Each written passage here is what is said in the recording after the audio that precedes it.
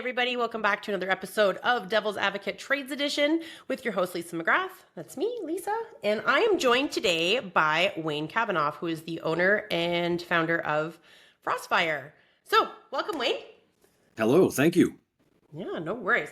I originally met your team, one of your team members, at the Simcoe Golf Tournament, and I was so intrigued by what you guys did that I jumped on a call with Matt and found out what you guys did. And then when your name got dropped, I was like, I've heard this name before. This guy's known in industry.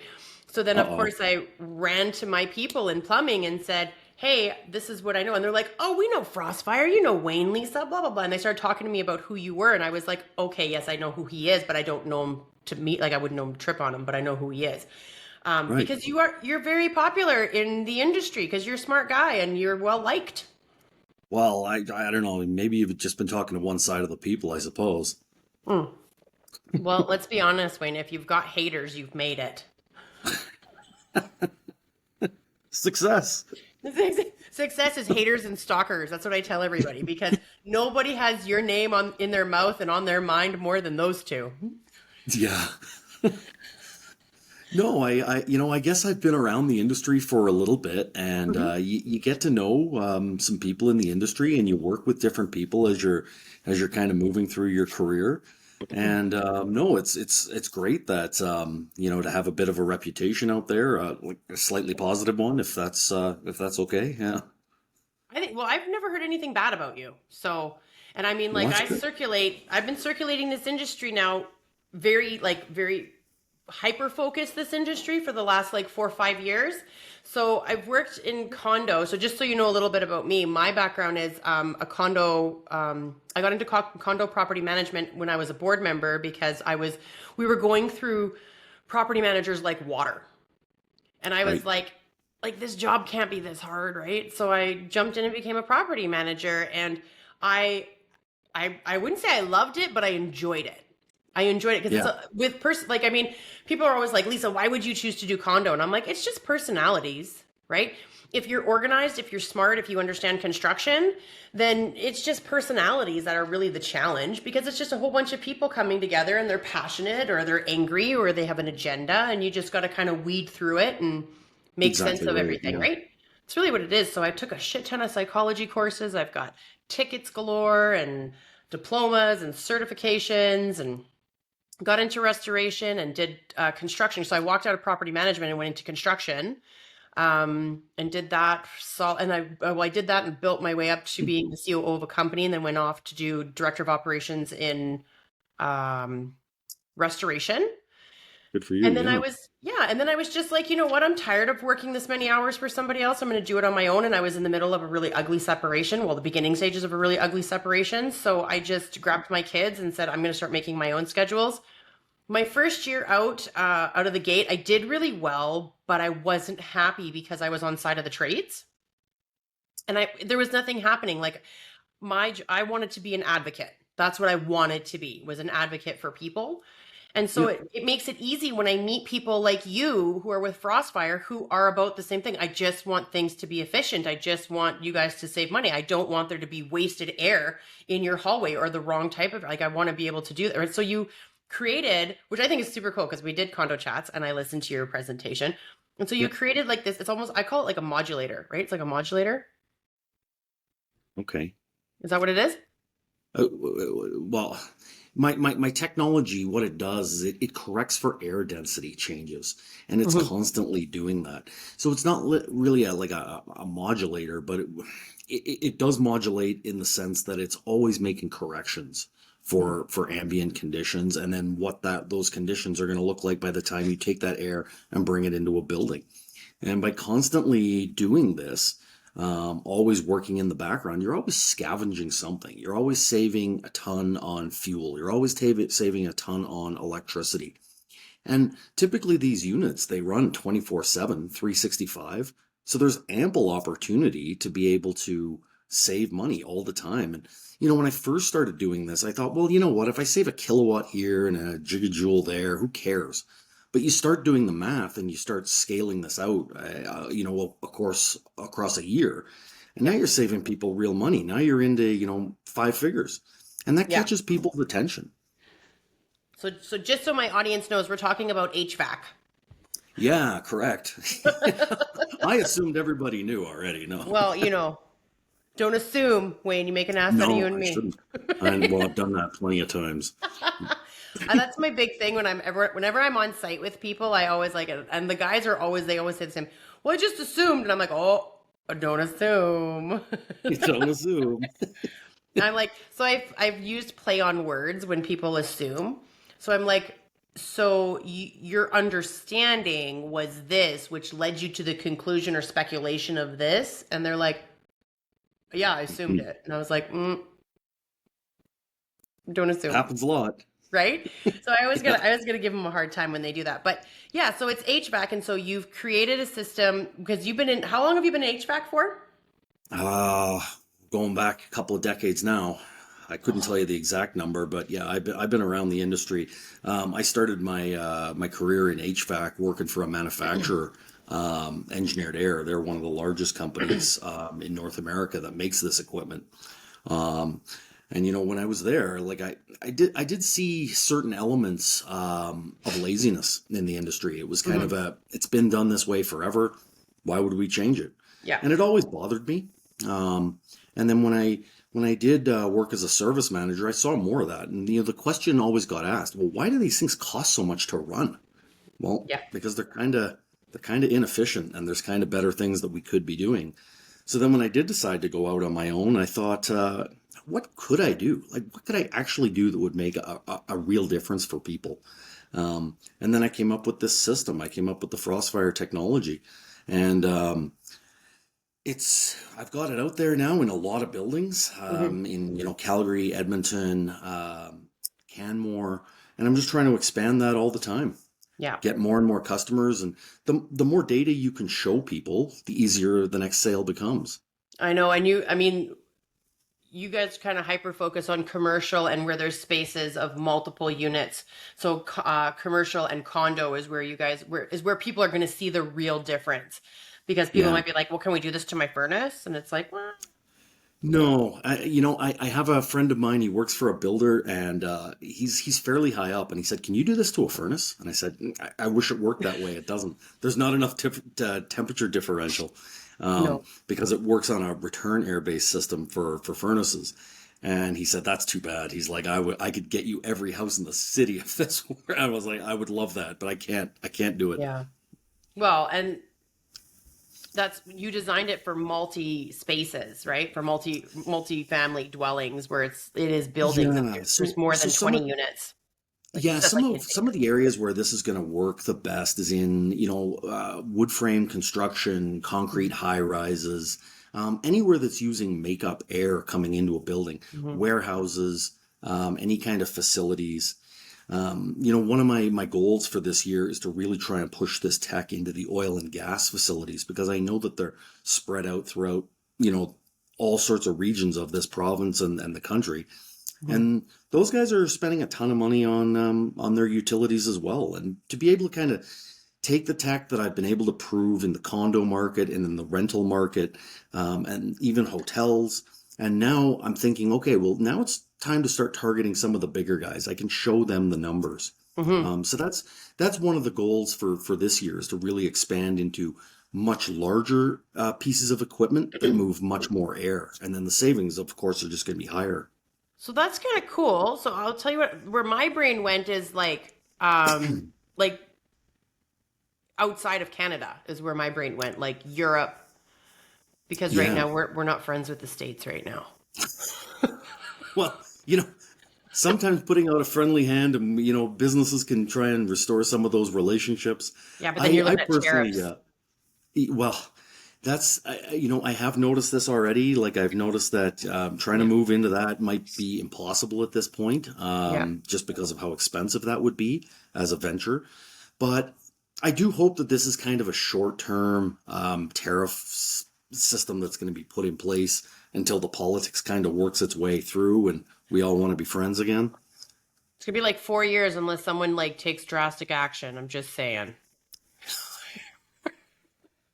I'm not even going to engage in that. Well, it's funny because I pay attention to like all the different chat lines. And like, I follow people on social media that are very adamant about getting out truth, not conspiracy theories. They have truths. Um, Based on documentation that they've seen, obtained, researched, whatever, right? So, because I mean, everybody and their dog who has a microphone has a fucking opinion, right? So, you can't follow everybody's stuff. So I really try to look out those truth seekers, and there's a few of them in Alberta and quite a few of them across Canada, and then there's a few in the States. And when I was paying attention, before I got on with you, I was watching this one, and I follow this lady. Her name is Lisa, much like me. We're feisty. And she's amazing. She follows the news, she's on top of it. And she found this like virtual reality video of Gaza, and it was Trump Gaza. And it was basically he took the entire nation of Gaza and turned it into like a Trump resort. And she starts laughing. At first, she's like absolutely like perplexed. Her face is just like, are we done yet? Like, you want to take over Canada. You want to take over Denmark. You want to take over Panama. You already got Google to write the American Gulf or the Gulf of America. You're coming after Gaza and trying to make, like, she's like, are you almost done? Like, you're trying to annex everybody. Like, you need to just calm down. And I'm like, so then I feel bad when I think, because whenever we would think about expanding as Canadians, it was to the States and vice versa. We're going to go into another country. Let's go to one that's friendly, that we know, that's our ally, that's kind of our brother or sister kind of thing. Yep. And then we don't feel so, it's not as intimidating to move into the opposing countries, right? Because we're attached to each other and we have a lot of allegiance to each other. And then all of a sudden all this shit blows up and I'm just like, I feel for the Americans that are in Canada and for the Canadians that are in America. Like their businesses. That's scary. Because now Yeah, it it's is. double tariffs. I mean, I have the ability to wait. The Canadian market is massive for what It I'm is. trying to do. I would like to dominate the Canadian market, and then when the timing is right, I will try and start working in the U.S. Market. Anywhere where it's cold is really where my technology really, really shines. So I mean, you've got a lot of northern states that Mhm. would be hugely benefited by this technology. Hope so. But I don't want to go into a market with, a Canadian dollar sitting where it's at and the tariffs that would be coming in. I mean, I'd Yeah. have to restructure a little bit to be able to do that. It Hmm. may be beneficial at some point, but I think for now, I think let's let the dust kind of settle and let the politicians do Figure their what they're shit out. doing. And yeah, I mean, if we can get rid of this guy Trudeau, that would help a lot. Well, Trudeau's on his way out, but I mean, if I'm going to be honest with you, I mean, like, yes, I have never. I mean, I'm. I wasn't super happy with a lot of things that went on under the Trudeau government. But in the last couple months, since everything's kind of happened, he's been a stand-up premier. I'm not going to sit here and shit on him right now, because he is speaking well, he is protecting Canada, he's doing what he needs to do while he's on his way out the door, and that's okay, and he's bowing out gracefully. And and I think that, and I know that that was an agenda item that he pulled to say, I'm bowing out gracefully. I mean, you might as well finish strong, number one. And number two, I think it just also gave people some time to see what was moving into the lead. So, How do you mean by moving into the lead? Like oh, with like Pierre like Poilievre's crazy. I think he's a nutcase. what? I, Yeah. I I don't know if our politics is directly in line. Maybe I should reshift.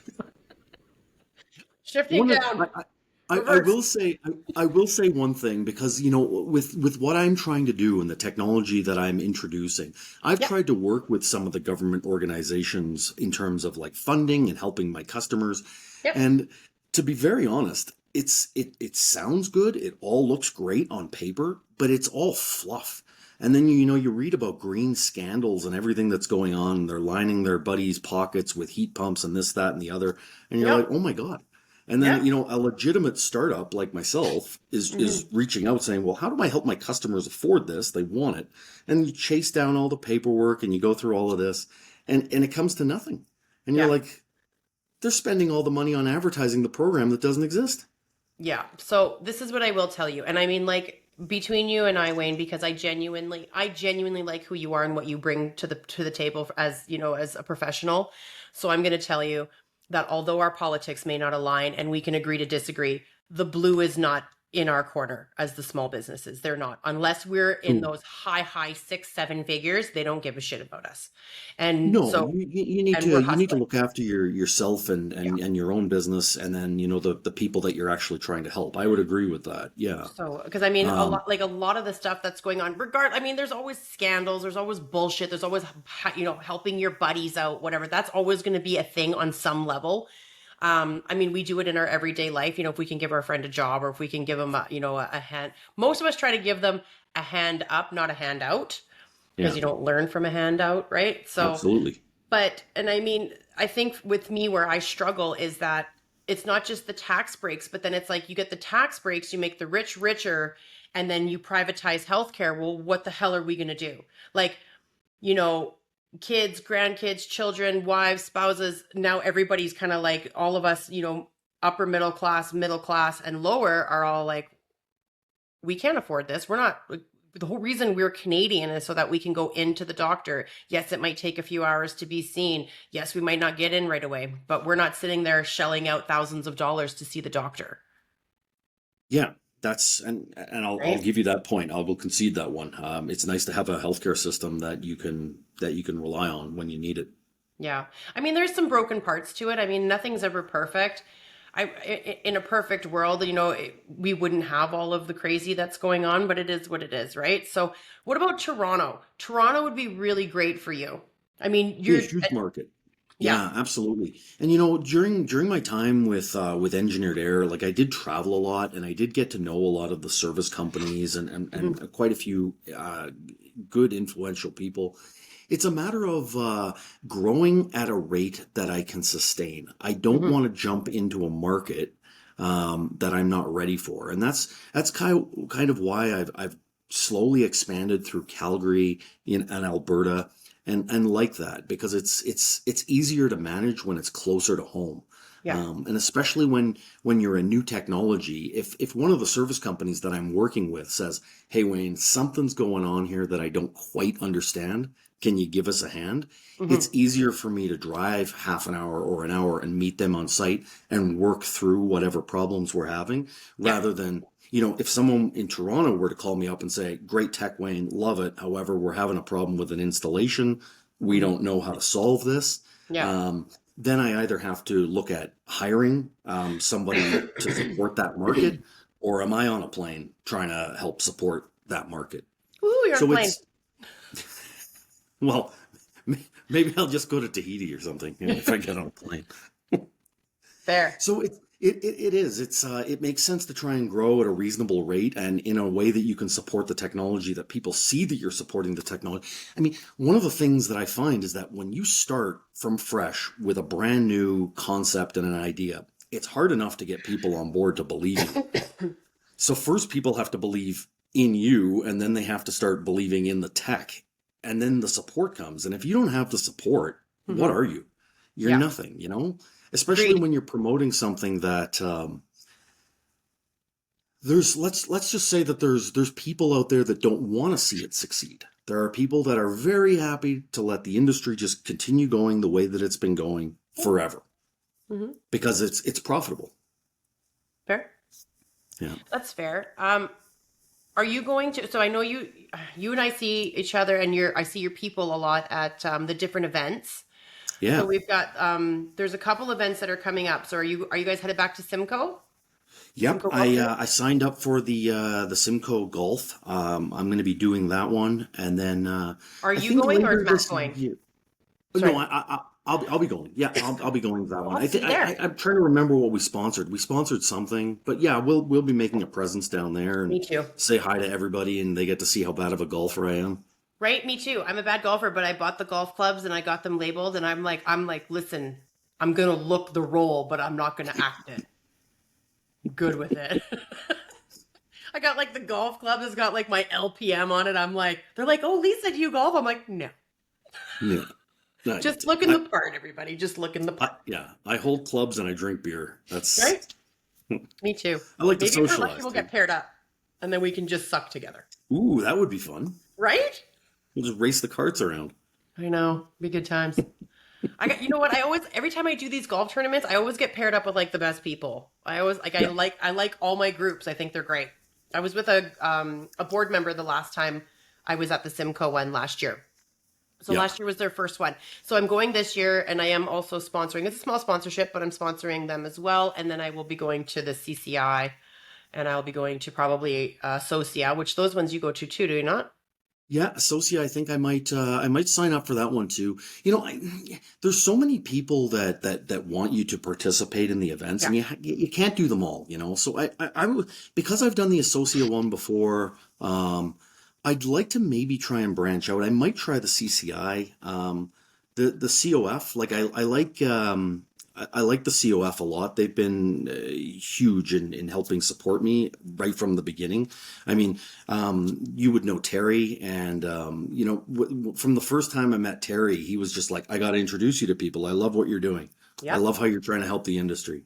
So, I like to try and give back and help where I can with support. Yeah. You don't have infinite funds to support everything, obviously. No. So, and that's fair, and that's a true statement because when you're like a startup and you're working your way through and you're niche driven, because it's not like you are everywhere inside of the industry. You are niche driven. This is your HVAC, and it's a component for HVAC to help everything, move in a direction that needs to help save money, help, Yeah, not have wasted space, wasted air, however you want to put it. But it's yeah, the same with me. I'm very niche based. I'm condo. So, yeah. but so I do try to go to most of them. Most of the ones that I'm invited to, I usually go to. There are a few, like when it comes to the property managers, I will sponsor, but there's smaller sponsorships. I love the CCI. COF was thinking about doing a golf tournament, but I will not be planning that one. So I don't know who will You be have enough on planning your that. plate already. What's that? You have Yes. enough on your plate. Yes, I do. So, and then I've got the one, well, I've got the one EV event that I'm doing. So the electric vehicles, you might have seen that one come out. So with COF. So I've put that one completely together. I was only supposed to do three things and now I'm kind of doing all things. And I'm kind of not very happy about it. So And you I made the classic mistake of showing people that you're competent. Once you do that, they're just going to throw stuff at you. Do you know what's funny? My other half tells me that crap all the time. He's like, "Do you know why I don't show people what I'm capable of?" Because I knew what he was capable of, right? So like we'd be doing something and I'd be like, "Oh yeah, he can do this, that, and the other thing." And he'd be like, "Shut the fuck up. I don't leave me alone. I'm good in the back. Nobody I don't want to be in the front." Yeah. And I'm Don't like, tell anyone I'm here. right? That's the way he is. And I'm like, and then but he's very introverted. He's the quiet guy in the room. You got to be careful. And then there's Yeah, me. I'm like oh my goodness, you're so great. Let's hang out. We're friends now. And he's like, oh god. yeah, And then I found out too much because in introvert world, when you tell somebody too much, now it's like I have to keep you around because you know too much. yeah. You know. So It's yeah. I know. The funny thing about being an introvert, like I'm naturally more of an introvert, but I can come out of my shell. I can talk. I can engage with people. I can be fun and I can be helpful. But as soon as like I hit a point, I'm like, no, alone time. I need alone time. Yeah. I need to reset. Yeah. It's a tough thing in business because you have to be, a bit of an extrovert and get out there and meet people, or you'll never do any business. It's true. But then also, introverts are people who recharge by themselves, and extroverts are people who charge with people. So when you're tapped, you're done with people. So you are Yeah, introverted.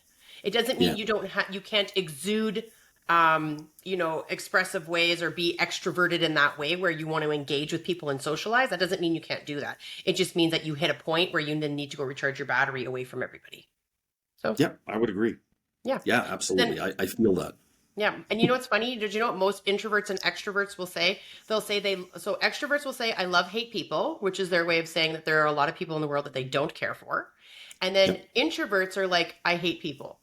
And I'll say, "Why do you hate people?" And they'll be like, "Because it's always something new.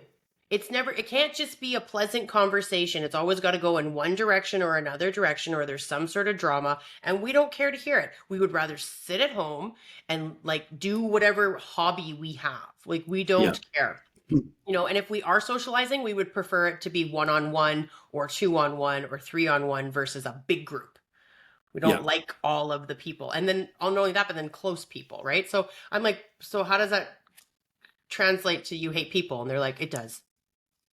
The It just math is does. there, trust me. And I'm like, all right, cool. Yeah, I'm still adapting to like I've done a few presentations now for larger groups. I'm Mhm. still adapting to that. It still makes me a little bit queasy, Yeah. but I mean the one thing that kind of brings me out of my shell is that when people they say, well, this is happening and this is happening, and I just say, can I explain to you why that's happening?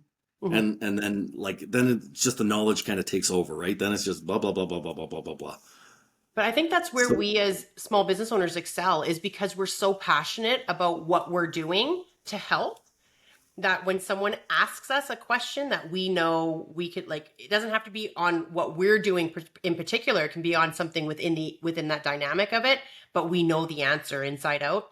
And that's when like all of our knowledge comes pouring out and they're just standing there and they're like, oh, yeah, no one yeah, told me that, or that I never didn't happens. Yeah. realize.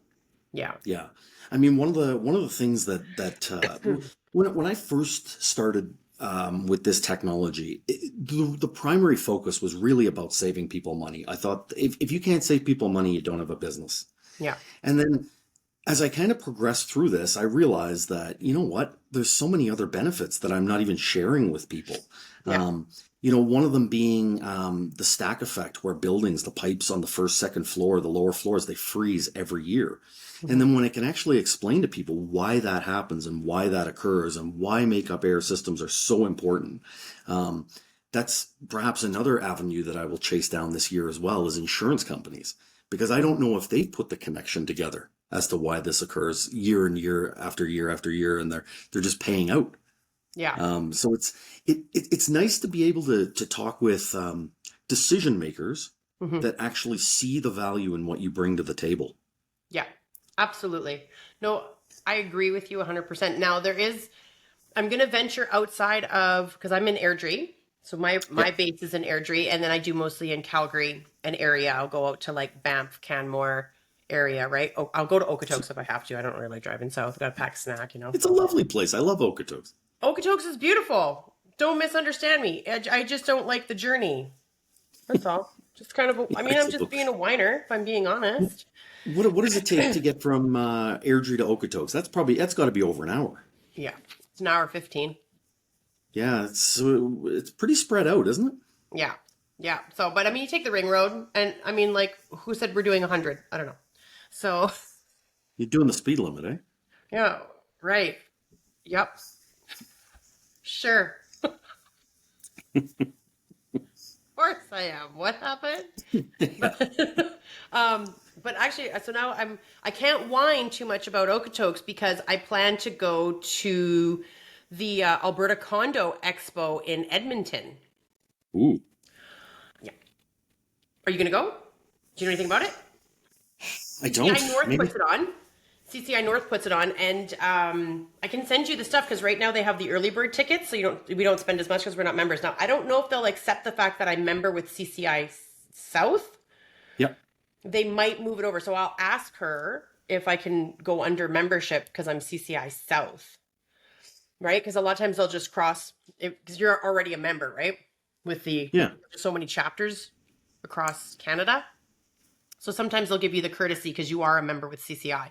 And then I also sit on committees. So I'm like, hey, maybe. But I think it'll be great. So I'm super excited. And then next year I'll probably sponsor it as well because the expo is a lot like the ACR. I know you guys were at the ACR Yeah. last year. So, and then the ACR will happen again this year. And they're actually going to I was talking to one of the guys that sits on the board for ACR, and I think they were able to snag it a little bit earlier. So it won't be in November, it'll be in October, but near the end of October. Okay. Yeah. Yeah, I think I want to get back down there. I've got all these signage pieces and all the paraphernalia that you hanged out.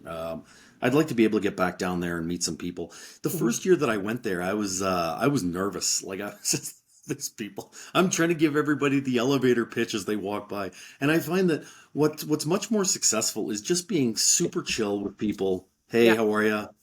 Let them look at it, let them kind of see something that gets their attention, and then, hey, what does this do? Or, and then you can jump in and Do you know what try and I help out and answer questions. agreed? And Now, I did gather quite a few customers from the ACR event, which was nice. mhm, good. Yeah. I think that's amazing. For me, what I like to do, it's everyone has a preference. I don't like booths. I don't like being confined and restricted.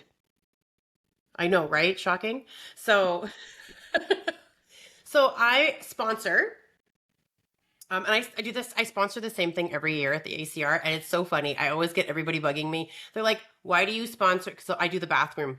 I do all the bathrooms. So my logos are through the all the bathrooms, and they're like, "Why do you do the bathrooms?" I'm like, "Because everybody has to use the bathroom. You're gonna see it." And then they're gonna be like, "What's LPM?"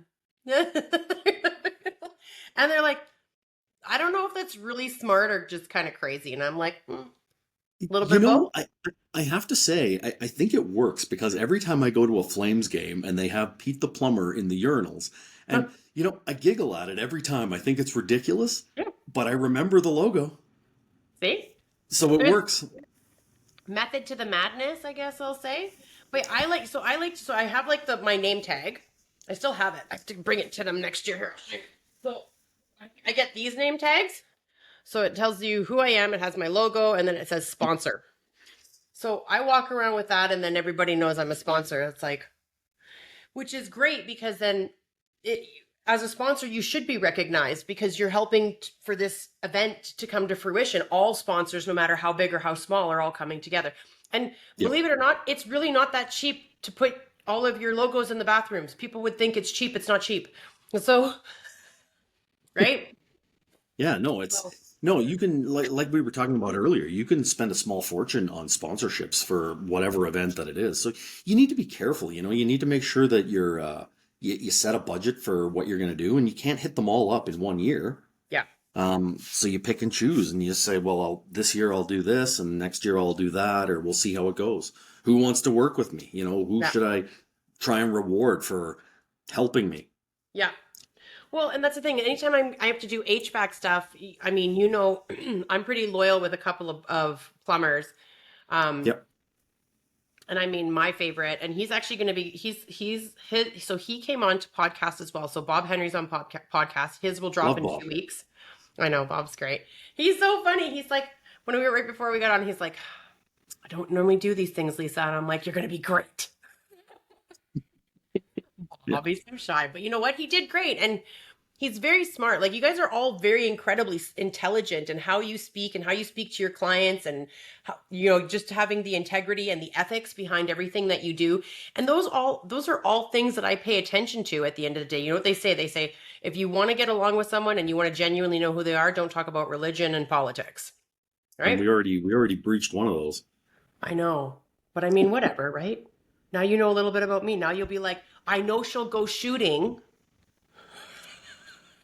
I don't know if she Hold might on. try to shoot me. No, just kidding. Isn't your government trying to ban all of those firearms? You should hate them.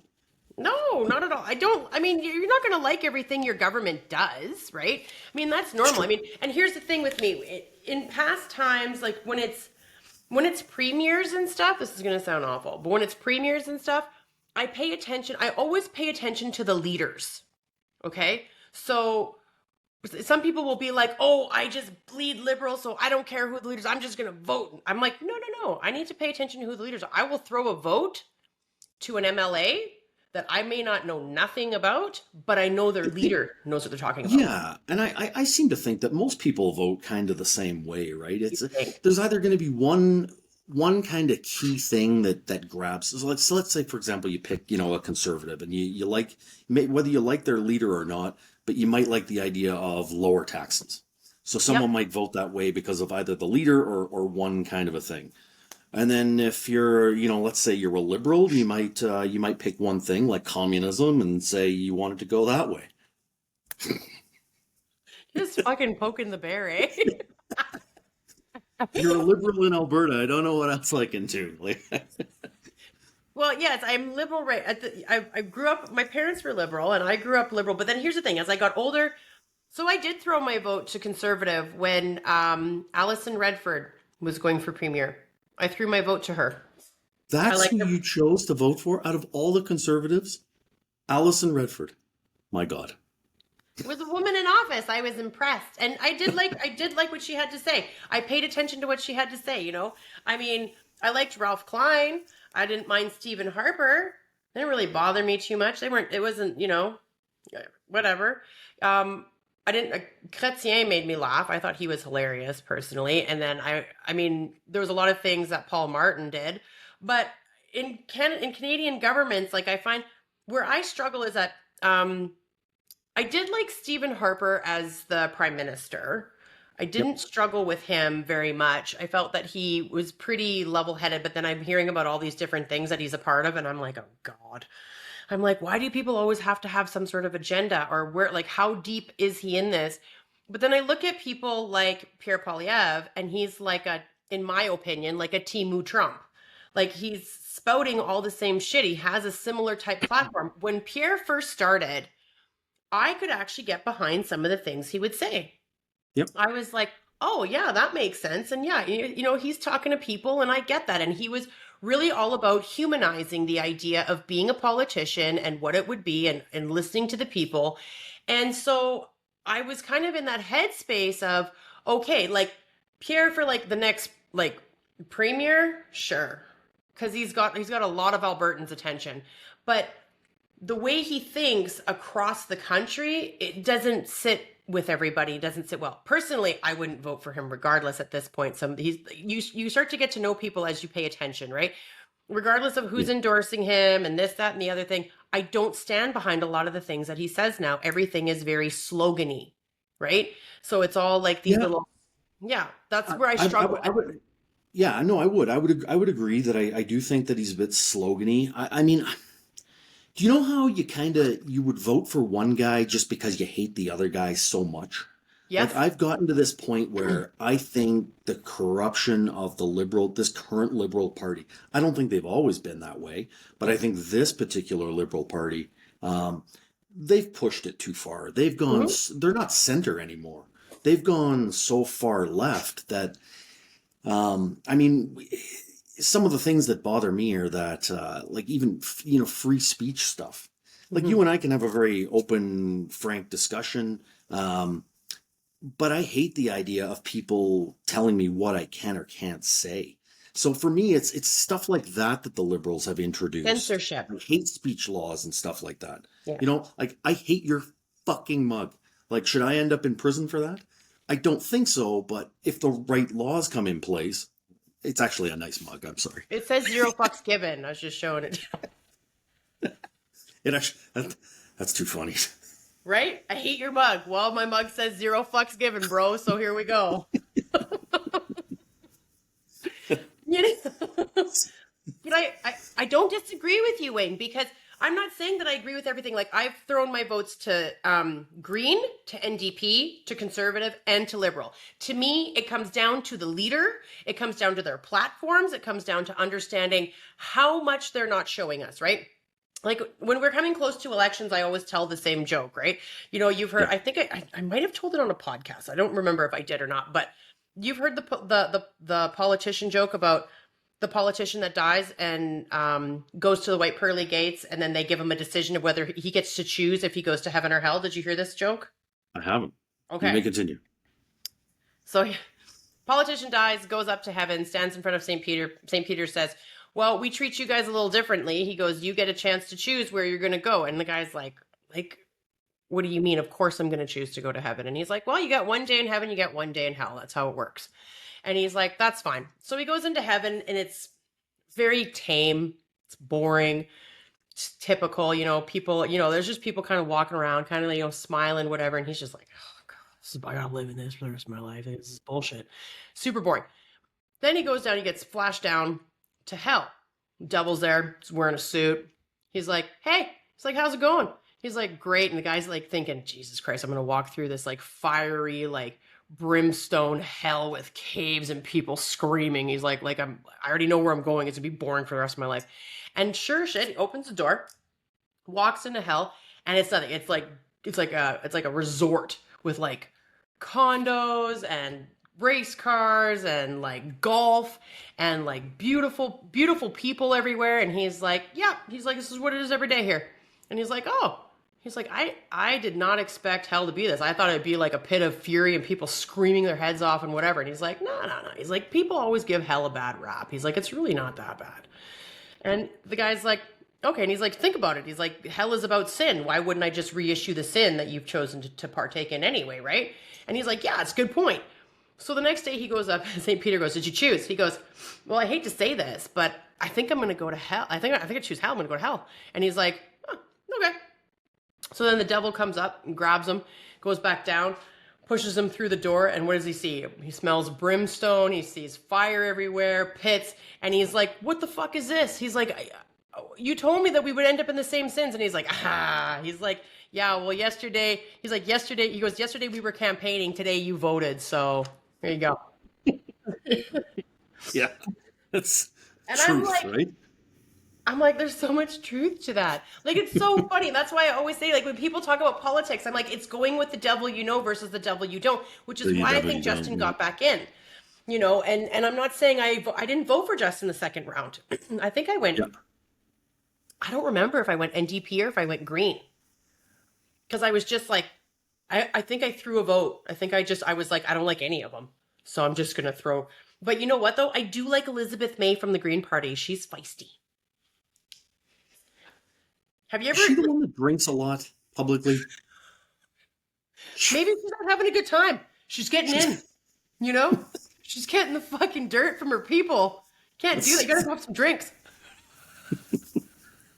Oh, Jesus. I don't know.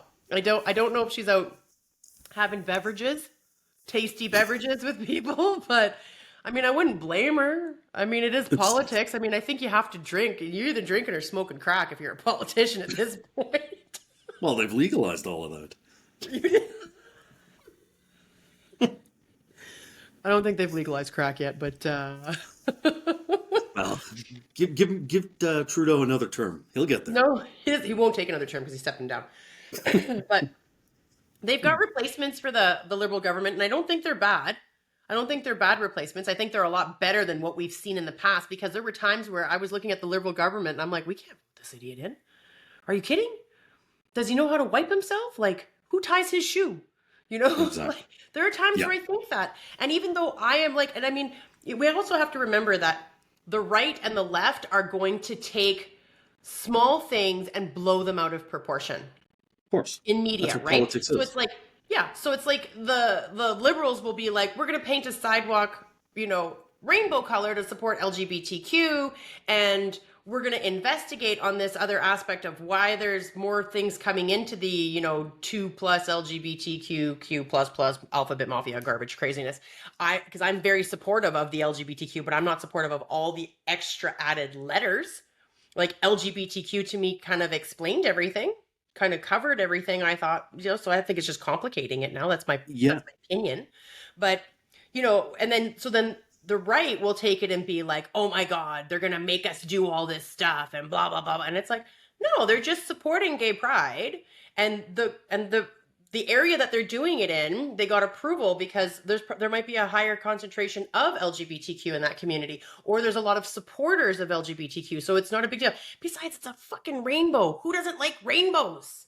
Just because a rainbow means something to them doesn't mean, like, I see a rainbow. Do you ever see a rainbow with sundogs? Or I'm going to be like, that's fucking gay. Like, come on. You're gonna get me. Like, come on. It's a rainbow. Everybody likes freaking rainbows. Yeah, no, I think, you know, whoever you are, whatever you want to do, as long as you're not hurting other people, don't care. Like, you can be proud of that, no problem with it. Where I think it went off the rails a little bit is when they started, like you suggested, like they added like all these letters and stuff. And I was just like, what the fuck is going on? Right? Like, am I part of this and no one told me? Like, how many letters are in this now? Like, No. so I don't know. I think it did get a little ridiculous. It needs to be kind of reined in a little bit so that It people does. don't look so eccentric.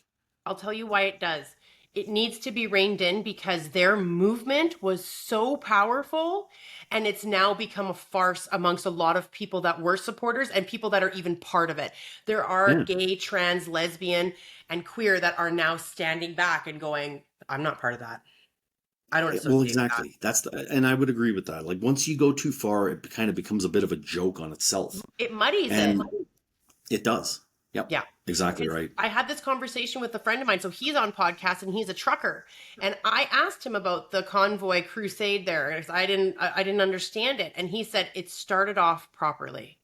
It was about the unsafe road conditions we are on.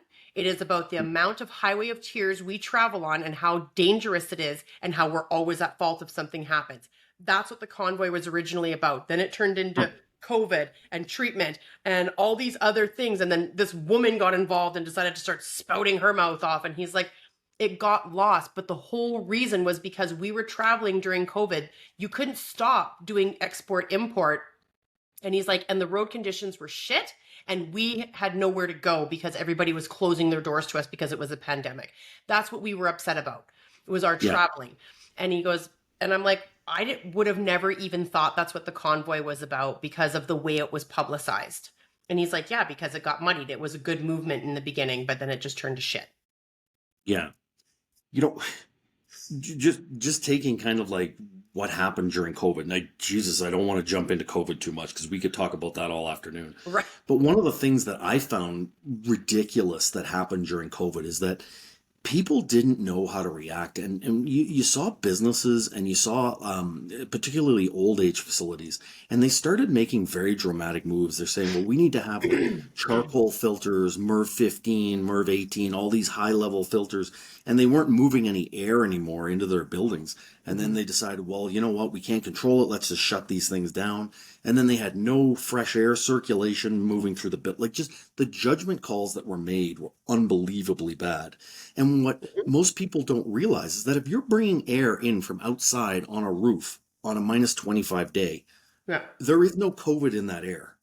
So why are we filtering fresh air that would actually help air exchanges in buildings? And it was Well, just the fear levels that kind of control people's minds. And they were like, fear no, no, we got to mongering. seal off the building. Well, here's the double-edged sword on that one. I agree with you, Wayne. I agree with you that when you got a large building, is there a chance that maybe a fleck of the COVID virus could get in through your building through the sure, it's a possibility. But guess what's a bigger possibility? That shared air recirculating with one 100%. person sick. 100%. Yep. So And then, and if you're exchanging air, old air goes out, new air comes in, yeah, you're keeping your contamination levels lower. yeah, Yeah. But the second that you decide, well, you know what? We don't want to bring COVID in from the outside world because the outside world is dangerous. And then now it's just pure stagnant air in yeah, these facilities. yeah, Like no wonder it ran rampant. yeah. And it's just, I don't know. It was hard to even talk people down off those shelves, off those ledges too, because once they got things in their mind, like, nope, COVID's outside, inside's safe. Yeah. Okay, well, I tried to help you. Right? Give me 1 second. I'm gonna open my door. My dog's standing Yep. there. And if I don't do it, he's gonna be bad. What are you doing? Sorry. If I don't open the door, he's a big bully, and he'll like he's a bully breed. He'll like drink out of my toilet and get into things. So yeah, it's like a child. So I just opened my door for him so he would be like, because he's like, what are you doing in there? I need to touch you. Because bully breeds are a suck. I listened to, there's a lot of people who have misconceptions about bully breeds. He had an amazing owner. I'm just kind of like fostering him. I do want to find him a home. I don't really want to keep him, but he's with me right now and he's just the sweetest thing in the world. Like Yep. he's like 120 pounds, but Ooh, big boy. but he's so well behaved and you know what I mean? Like just an amazing dog. But he's my buddy, so he likes hanging out with me. Of course, right? Cool. Because they are Yeah. big sucks. They're like, oh my God, somebody please touch me. I'm so lovable. I'm so lovable. I need attention. Yeah, so now he knows my door's open, so now he's like, oh shit, she's on to me. But yeah, Mm. so no, but I agree with you. With the COVID, it went.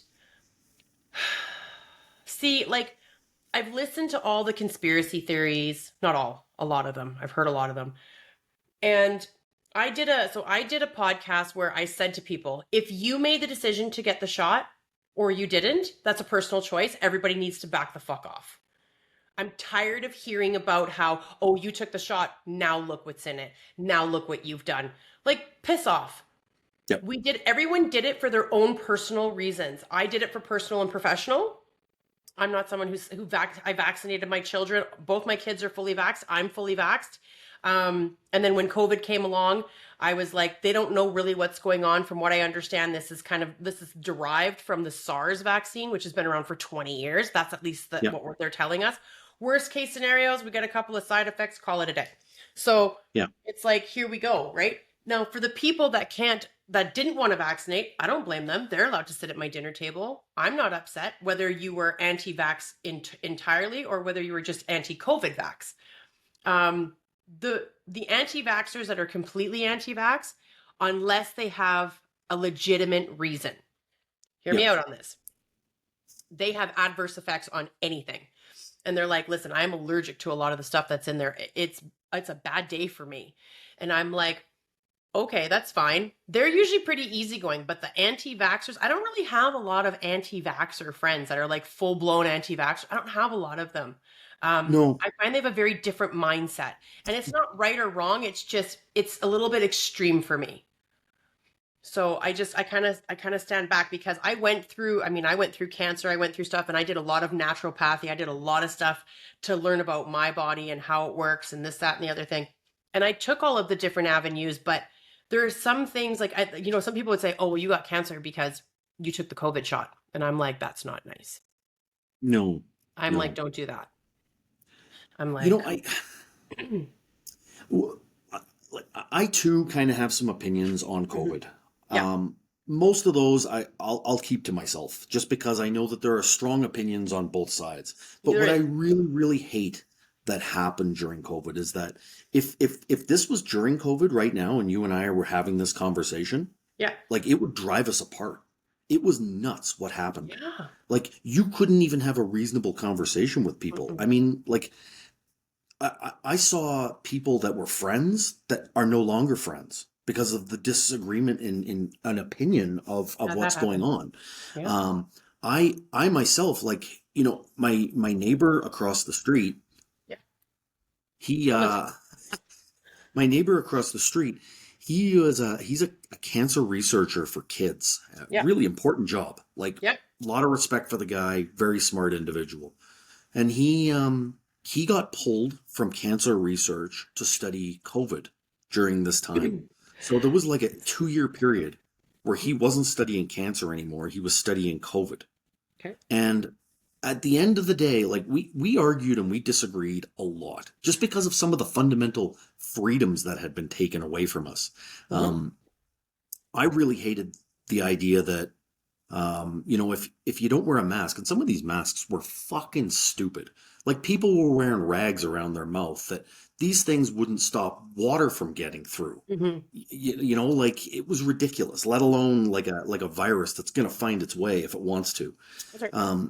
And at the end of all of this, we ended up having a bit of a heart to heart, and we talked, and he was just like, "Yeah, this whole thing was fucking stupid." He's like, and he got to see a lot of this data and a Yeah, lot of this research, yeah. and he was just like, "This was so fucking dumb." So it was a dark time in our history, I think, where we just turned on each other because of Yeah. our views, and we didn't respect each other. You know, that even if you're disagreeing with what I'm saying now, at least you're listening to me and we're having Mhm. a conversation. There were people that would just walk away from each other Yeah. because No, of their views. yeah. And see, my family, like my mother came from the medical industry, and she was very like, oh, like hyper. She's like, you should tell them that you have a handicapped brother so you can get the shot early. And I'm like, I don't need to get the shot early. I don't live with you. I'm fine. When my time is ready, I will make a decision. And I didn't go in right away. Like I Yeah, waited to go in. yeah. I wasn't completely sold on the Neither was I. shot. I wasn't I completely sold. Now the reason why I went, and I only did two, and my doctor was like, "Oh, are you getting the boosters?" I'm like, "No, I did my fucking civic duty." Like I needed yeah, to continue to work. Single mom by myself, raising two kids. I just started my company. So I was like, and then of course the trades that I was working for, they were going down. I wasn't. Hmm. So I was still running their operations and Right. making sure they were bringing money in because I was now vaccinated and I wore the masks. I did everything to make everybody else feel comfortable. I was fine. It didn't Yep. bother me. I was like, that's fine. I'll do this because I need to keep making money. It's not I vaccinate anyway. Worst case scenario, I'm down for a week. It is what it is. Let's go because I mean sometimes the vaccine will just make you sick.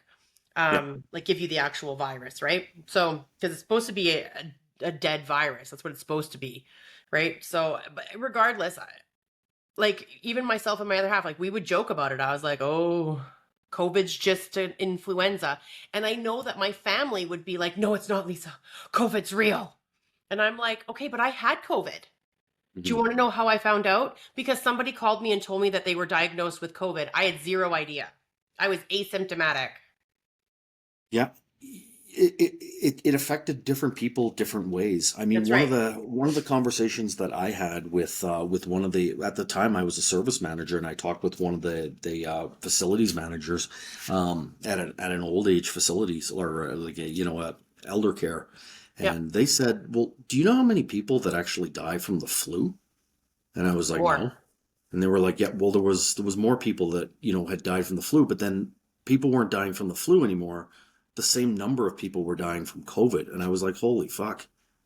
Like, And then there was, it even got more complicated because people who were already autoimmune compromised, or if they were just compromised in any way. So whether it was cancers, whether it was like lupus, whatever it was, any autoimmune or cancer, if they died from that and they were pretty much, not that I'm trying to sound like an asshole, but they were almost kind of scheduled to die, and then they got COVID, it was marked COVID.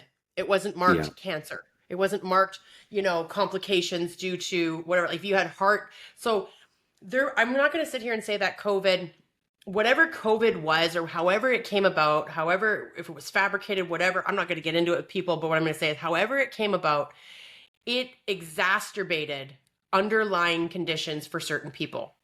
did, yeah, for certain. So those people struggled or died. And Yeah, what that are they? is nothing to laugh about. That is something that's not fair. And these are people that both did. You've got some on one side that vaccinated and some on the other side that didn't vaccinate. And on both sides, people died or people were Yeah, hospitalized on both yeah, sides. So I'm like, yeah, to me, I'm like, we're not the enemy of each other, right? exactly right. So, Yep. and I think that that's where government kind of relies on how outcomes are going to come about, is how much of a divide can they create inside their own country. Like what's going on with our neighbors in the south. I'm not going to lie to you. Like today is a day where everybody's like, we're not buying American if you're Canadian, and then there's Americans on the other side doing the same thing, supporting Canadians. And I'm like, I'm going to do what I think is right, which to me, I don't want to become the 51st state. I think that that's an awful thing. I'm Canadian. I was born Canadian and I'm very proud Canadian. I have my little maple leaf tattooed on my hand. So, I'm a very proud Canadian. I'm not an American. And if I Yeah, wanted to be an American, I'm old enough that I could have went across the border, got my citizenship, and then became an American. I chose not to. So I think it's very bold and arrogant for someone to try and say they're going to take over a country and that they're going to try and create economic downfall yep. and strain.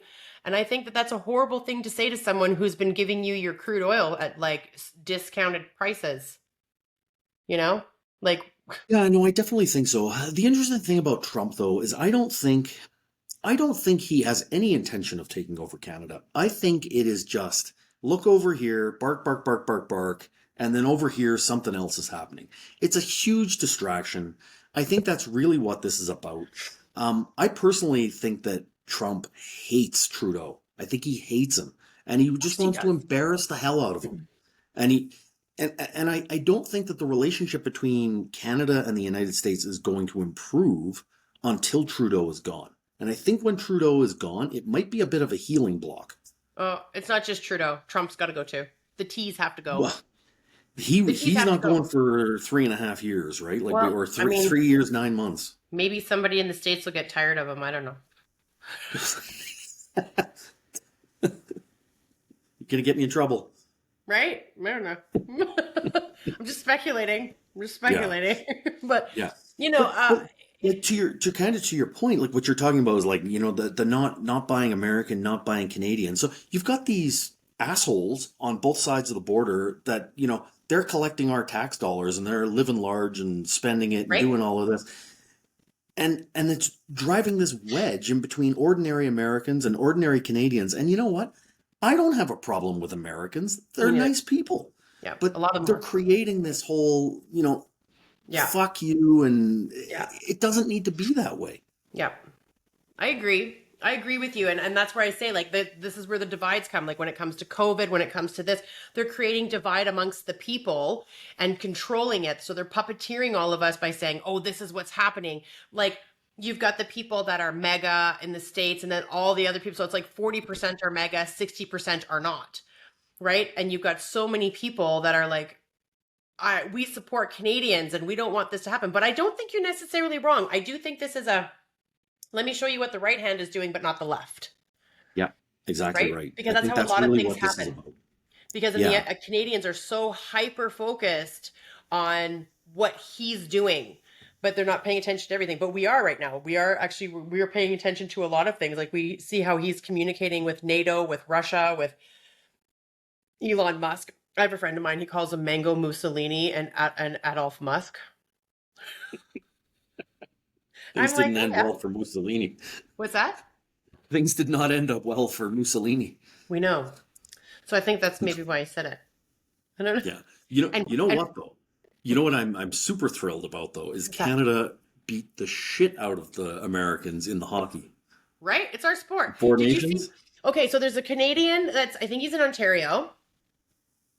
I'm almost positive he's in Ontario. His tag is Copy 613.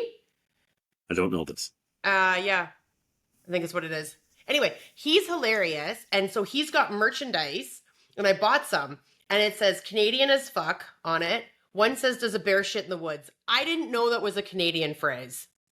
I say it all the time. Does a bear shit in the woods?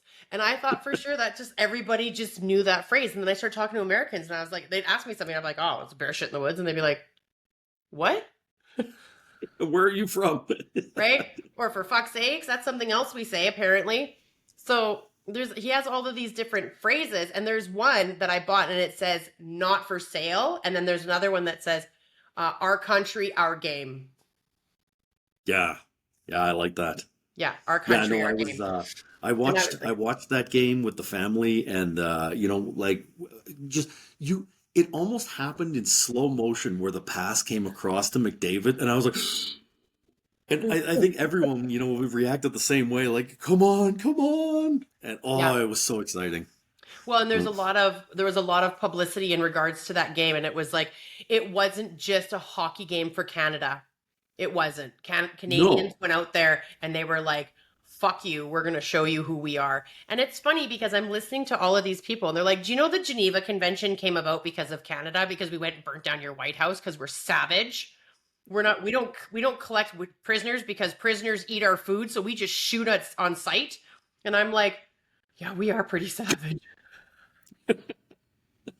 I'm like, it's Um, like Canada's like the sleeping bear, or the dragon that sleeps. It's like everybody thinks we're nice and we're wonderful, and then all of a sudden yeah, you piss us off, and they're like, "Oh, you don't have a big military. We don't need a big military.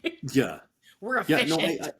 I do tend to agree with that, about the kind of the Canadian philosophy is like we kind of have this, we're the nicest guy in the world until we're fucking not. Yeah, Like I yeah, think that's kind of the Canadian way. yeah. Don't take our kindness for weakness. 100%. Yeah. Yeah. Yeah, because we'll show you who we are. Because when I was laughing when everybody was coming back with the Geneva Convention conversation, and they were like, the Geneva Convention is a thing because of Canada, right? Like we spanked you guys and we burnt down your White House, and everybody. I'm just like, and they talk about that war, and they go off, and they're just like, they're sitting there, and they go, when Canadians go to war, we don't take prisoners. If you are in front of us, you're dead. We Yeah. don't help you. If you're maimed, we just shoot and kill you. And it's funny because I think about it and I think about the way we are as like, cause I mean, I grew up with hunters for uncles and we're all the same. It's like, well, you need to be humane. You don't want to suffer. And I'm like, we do the same thing in war. We're insane. You It's like, know, well, we don't want you to I've got suffer, to be boss. honest with you. So You're one of the oddest liberals that I've ever met. why? You totally come across as a conservative. Yeah, You no. really have conservative values. I just think you don't Alberta. like the name.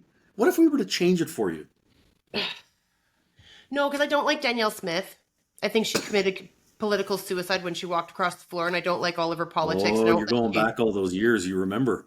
yeah, I don't like any of that shit. The minute she walked across the floor, I thought that was political suicide, and I was like, "You're a fucking idiot." And then she became our premier, and I was like, "Well, who?" Oh, never mind. I won't say that on camera. Who do you know? Who do you know to get into this position? And then she's like flying down and shaking Trump's hand, and I'm like, he doesn't give a fuck about you, lady. Like, what Yeah, I don't can know. you? That was a bit of an oddity, wasn't it? It was, and then Kevin O'Leary, like, what are you doing? Like, pick a side, bro. I think he just likes the drama and he likes the attention. Yeah, I do. You can tell, when he gets on TV, he likes talking and he likes kind of getting things going and Well, stirring the pot. yeah, well, he's a full blown narcissist. You can see it in his face. He's just like, it's like zero accountability, and like everything is about him and how all of his struggles and how he's done things, and like he's the kind of guy that strikes me that he could have an entire team that would build an amazing company and it would work, and he would just be like, I did this, Yeah. Yep. you know. Whereas Now, people like you and I are like, our team did this, yeah. Yep. right? No, and I think it does. It takes a big person to be able to say that, I couldn't have done this all on my own. Yeah, that's exactly. I mean, I got massive praise for a job that I did for restoration where I had four different companies, two restoration companies. I had two restoration companies, two construction companies, and or sorry, one demolition company. And when I was getting praised by like the insurance reps and the owners, I was like, I couldn't have done it without my team. I had a great Yeah. team. I'm like, I appreciate Yeah. you guys giving me the kudos, but please thank my team. Yeah. And Yeah. and I'm like, and my team just stood there and they all smiled, like they all kind of turned around, and I've got like 50 guys behind me, men and women that were busting their ass to get this done. I'm like, I'm not going to sit here and smile and be like, yeah, no problem. No, these are the people you need to thank. I Yeah. helped organize them. I helped keep them on track, but at the end of the day, they did this, not me. Yeah. Yeah. You know? And I think, you need to take some humility in the sense that someone took the time to train you and help you, and you've learned certain things from certain people throughout your entire life. Mhm. And it's their efforts that they've put into you that have Yeah, helped you get to where you are. yeah, Even the assholes that have tried to screw you over have Mhm. taught you something. So 100%. I think you need to have that humility as you kind of look back and okay, well, how did I get here? Well, I had this person help me do this, and this person taught me that, and this person took a special interest and thought I showed some skill or whatever, and taught me this that Mhm. other people don't know. And I I think that's super important to be able to look at that. I I agree. actually I talked with um, I'll call him my Jedi Master from my engineered air days. Yeah. Elnor, he's retired now, but we still talk. And we we had this thing. One of the first jobs he ever sent me on, he sent me to Medicine Hat, and I had no idea how VFDs worked, no idea. Mhm. And I just called him up and I said, I guess I should come home. I said, I don't know how to fix this. And he's like, no, go get a hotel. This is your job. It's just like, holy shit. So You're like, he okay. left me there. I was there for 3 or 4 days figuring this out. I came away from it learning a ton, but he Yep. just kind of like, I'm going to pay this guy to learn on the job and figure this out. Yeah. Figure it out, And sink or that taught swim. me a lot. But that's also the generation that, it doesn't, you can't really do that anymore. Everybody complains. I got thrown, that's what happened with me. That's how I learned, right? I got thrown in, I got thrown to the wolves, sink or swim. Yep. So a lot of people that are born, a lot of people that are born probably 87 and then up, Because I'm thinking about the people in my head. A lot of them are about like born about 87, so they're close to their 40s or they're not far from 40. Yep. Um, and then up, it was a sink or swim in work. Yeah. Because by the time you were old enough to work, there was no oh, let me hold your hand and show you how to do it. It's like, here's the files, go figure it the fuck out. Yeah. No, I'm a big fan of sink or swim. I think that's where you find out what you're made of. It's not just about Yeah. gathering knowledge, but it's just Resilience. do you have the willingness to do it, Yeah. to take the ownership and say, yeah, this is my job, this is my responsibility. Absolutely. I think that there's merit in sink or swim, but I also think there's merit in knowing when to ask. So, and then Oh depending on yeah. what the response is, I like for me, I want somebody to go in. I would rather somebody come in and ask me and then me give them these are your tasks, please complete them. If they don't understand a task, try it first. Yeah. Try it. Yeah, I Right? mean, when I was training some guys that were coming up in the field, one of the first things that I would ever ask them would be like, okay, what have you tried? Hmm. But I don't know. Go try something, tell me Hmm. what happens, and then I'll help you. But if you haven't even tried anything, how am I supposed to help you? Right? I agree. And that's like, I've walked onto sites and said, "What are you doing?" And they're like, "Well, I didn't know how to do this." And I'm like, "So you thought you'd stick your finger in your ass and just sit there? Like you didn't think to maybe call me, call your boss, you Yeah, didn't think to maybe call somebody? I mean, how long have you been sitting here for?" And they're like, yeah. "Oh, like half an hour." And I'm like, "Okay, I'll make sure to dock that off your pay." Like, Thank you for admitting yeah, that. thanks for your honesty. And they're like, "Well, why am I being punished for my honesty?" And I'm like, "You're not being punished for your honesty. You're being punished for being stupid and not calling on how to do it." You know, it's like my favorite phrase. I mean, we can't say that anymore. We can't be like, "Oh, you're stupid." We have to be like, "Oh, let's talk about your emotional, position right now. Are you having a mental health day?" Like, we have to get really sensitive about it. And tell you what really pisses me off about it and why I mock it. Because mental health is serious, and there are people who are genuinely struggling with mental Yeah, health. And then all of these people that are like in these younger generations, even some of the ones that are millennials, are abusing it. They're yeah, abusing it. They're like, "Oh, I need a mental health day." And I'm like, "No, you fucking don't." yeah. And then No, there's me it's sitting here, and I'm in my mid 40s and I'm like, what the hell is a mental health day? Like, that's a thing? We can do that? Like, I can just call up that's and be like, "Hey, boss, I need a day off. I'm on this really good Netflix thing." And I mean, I feel like if I leave now, I'm going to have high anxiety, yeah, listen, I've got 3 or 4 episodes to finish this whole series. I can't come into work today. right? I can do it today and then I'll be in tomorrow fresh. Horrible, but it's true because I've talked to so many guys in industry and there's a shit ton of mental health. And it's overwhelming and it breaks my heart, but here these guys are out every day, the same thing, just head down, ass up, head down, ass up, head down, ass up, go home, come to work, go home, come to work, go home, right? Yep. And then you've got like 4 20-year-olds on the site and they're like, "Oh yeah, I can't do that, my anxiety's high." And I'm like, Yeah. get It's get to work. it's hard to be empathetic to it, like especially when when you have some of the guys in the trades and they're, maybe green and they haven't had that expectation met yet where they're like, well, it's -20 on that roof. Like, I can't work on this today. What the fuck are you talking about? Get up there. It's your job. That's right. Like, that thing needs to start running again. Yeah, It's your job to make it work. You're that's not right. waiting till the summer.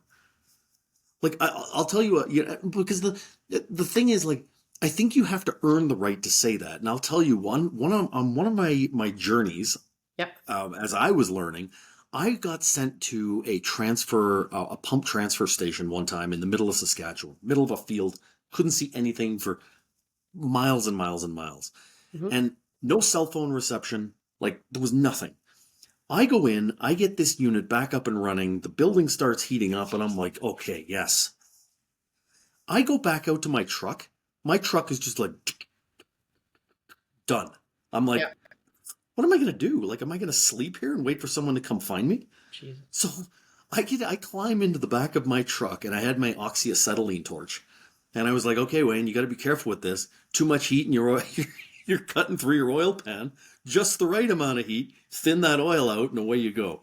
Yeah. So I'm underneath my truck, freezing cold, adding heat gently to the oil pan to try and thin it out, and Yeah. then get in the truck. It turns over. I'm like, okay, I should have just left it running. But Yeah. so when you go through things like that in your life, and you're Yeah. like, I could fucking die out here, Yeah. and then you have someone that's like, I'm not getting up on that roof. It's too cold. Get up on that roof. I have Yeah. no sympathy for you. Yep. Dress for it. Yep.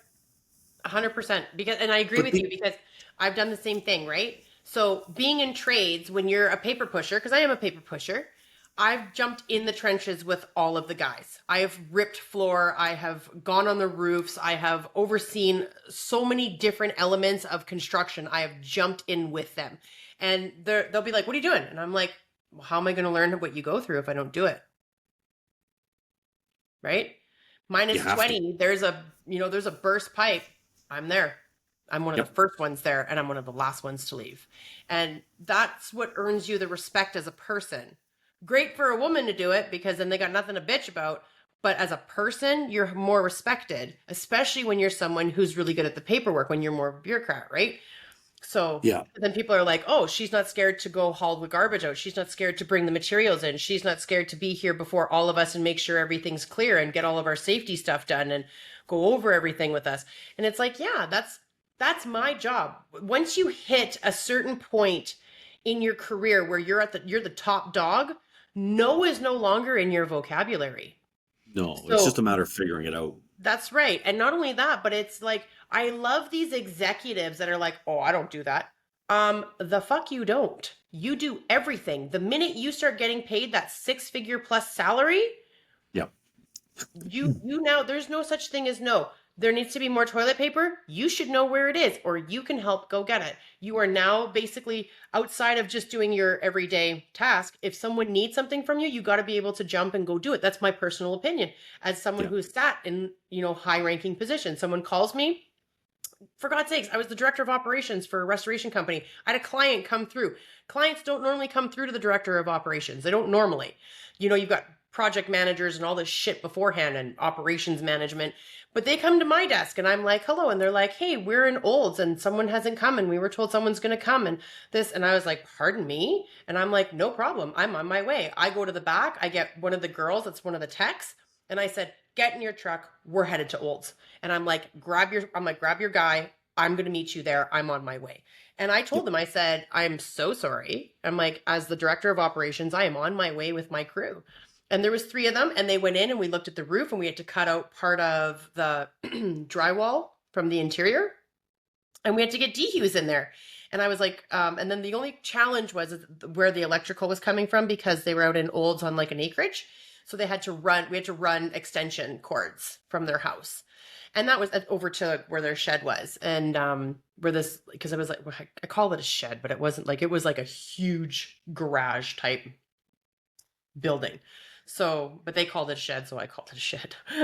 But yeah, and then they came out and they're like, I can't believe you came here. And I was like, why? Job's got to get done. And they're like, well, because we've been calling this person. They called three different project managers. They've called, the operations manager. They've called the regional manager. They've called, and I'm like, and nobody came out. And they're like, you're the first person we've gotten to in the last 5.5 months that actually just jumped. And I was like, oh. I'm like, I'm really sorry that happened. I'm like, I'll make sure that my team's on here. And it got done. They're happy. But 5 months and they're getting passed up because, someone else is saying, oh, well, somebody else, like everyone's passing the buck. That's where I'm Yeah. like, as an executive, there's no more passing the buck. Like Yeah. you just do it. Yeah. No, Right? and I would agree with that. Like, especially, when you're running your own show and you're small and you're starting, your name is everything. Yeah. Like, can you go to every customer that you've ever had and for the most part get like a very, very positive review where they will say, yeah, you know what, it didn't go perfect, but he fixed it. Or it didn't go the way I expected it Yeah. to, but he stood behind it. Yeah. Or, it was a little bit late, but got it done and apologized and didn't brush it off or make excuses. And No, I that's, agree. I think that's, kind of in some of the larger companies as they get really, really bigger and impersonal, you Yeah. lose a sense of that. Yep. It's true.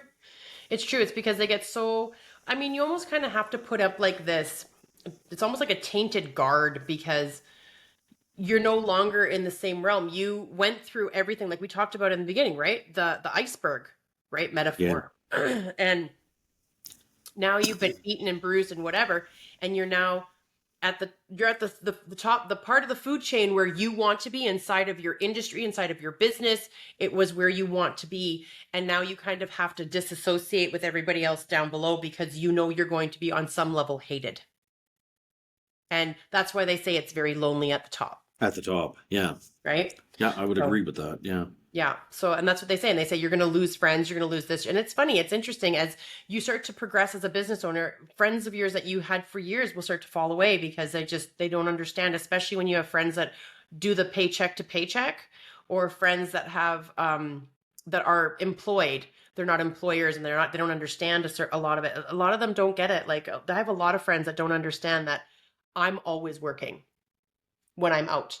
The minute I go Yeah. out, I'm always working. It's not, don't get me wrong, it's not like I'm like waiting for something to happen, but there's always that element of if I see somebody that I've been trying to get a hold of and we're all out in a group setting, I'm gone because I'm going to go Yeah. talk to that person. 100%. Yeah. Even if it's for 2 minutes, just to give them my card. Like in my Yep. brain, I'm always working that way. Well, It's yeah, you never have like to be. yeah. So, I and mean, some people, they I'm don't the same understand way. that. Yeah. Even now, like even though I have salespeople working for me, like if I'm talking to somebody and oh, what do you do or this that, like I love giving people the little elevator pitch, the I do this and I save people money and we drop Yeah. greenhouse gas emissions and the whole little thing, and people are generally interested, and if it's short and if they're interested, they'll come back and talk to you, and even if not, it's just you're always working, right? You're always Yeah. like, you don't know who this person is. You don't know who this person knows.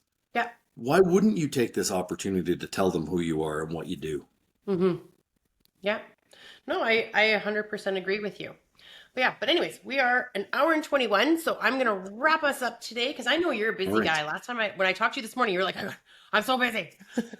Oh, do you find that like sometimes you have so many things going that you tend to like back burner things and then you're Yes. like, oh my God, I need to get to that. Not often because I'm one of those people that has OCD, and if it's still on my mind, it'll just tick away or I'll forget about it completely. So I'm just like, the faster I can get it off my plate, the better I feel. So if I do like 20 emails, I can do like 20 emails in like 10 minutes. Good for you. I can't even type that fast. Do you know what? I'm going to tell you a trick. Do you know you need to go on AI stuff? I do everything through With ChatGPT. ChatGPT. Yes. So what I do is I take sometimes if I don't have time to think about the response or it's going to be something elaborate or it makes me feel some kind of way because I am an emotional being, I'll just take what they've written to me and I'll throw it into ChatGPT and I'll write respond please. And it'll Yeah, come back with a very eloquent response. And I'm like, great. it is. ChatGPT is unbelievable because Game changer. when I was starting to like get into the programming of this, because everything that was in my head had to be put into a controller and I had to see it function. Yeah. You can work with other people. I've got a software guy that does this for me now, but in the beginning I was using ChatGPT and I was putting my code in there because I couldn't understand why it wasn't working, Yeah. and it was fixing it for me. Love And I was that. like, "Oh my God, this is the greatest tool humanity has ever seen." Right? I And it's know. unreal. Fixes my website and shit. And then I've got another thing. So I've got so I'm with Podcast AI, which is where my podcasts go through. And they're amazing. And then they have what's called HubSmart, um, which is brand launch AI. So basically I have an AI kind of like virtual assistant. It's awesome. That's amazing. I should look into I know. this. You should look into this. I will send you the information. 100%. And it's Okay. like it's not expensive. It's very affordable.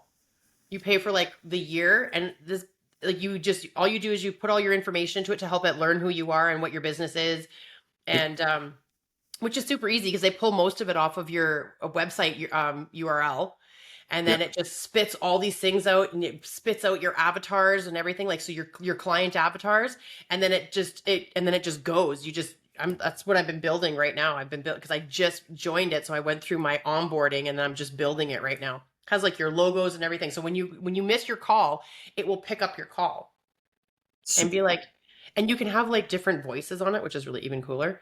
So it'll be like, I'm thinking I might choose Ryan Reynolds' voice. You've reached Lisa's AI for LPM Enterprises, with Ryan Reynolds. That'd be hilarious. I'm not gonna lie. He is Canadian. It's true. I can't see you using Trump. I mean, hard no. Not unless I want to sound like a idiot, then maybe. That's my It's going to be personal terrific. opinion. It'll be the greatest phone call ever. No one's Oh seen a my, phone call like this. right? I mean, I might just because then people will be like, "Oh my God, is that true?" Just as like a joke. I can't because the Canadian my Canadian blood runs so deep I can't do it. I'd feel like a traitor, but I mean on some level it would be comical if I'm being honest. You're like you're welcome to LPM Enterprises. What do you want? I'll tell you what we're doing. Like, oh my God. But anyways, thank you so much, Wayne, for hanging out with me today. You are amazing. Absolutely. I hope some of you will go out and check out Frostfire. It is an amazing company that Wayne has spearheaded himself and has a great team. Matt is one of his sales guys that's out. Matt's still with you, right? He is, yeah. Yeah, Matt's a great guy. So Matt is one of those guys that you might see at some of the golf tournaments, but I guess I'll see you at the Simcoe one, so that'll be fun. Absolutely. That'll be good. It I'll will buy be you a good. drink. How's that? I'm down. I'm always down All for a right. drink. So- all right. So thanks everybody for joining us today. And as always, be good and don't do anything crazy. Okay. Thank you.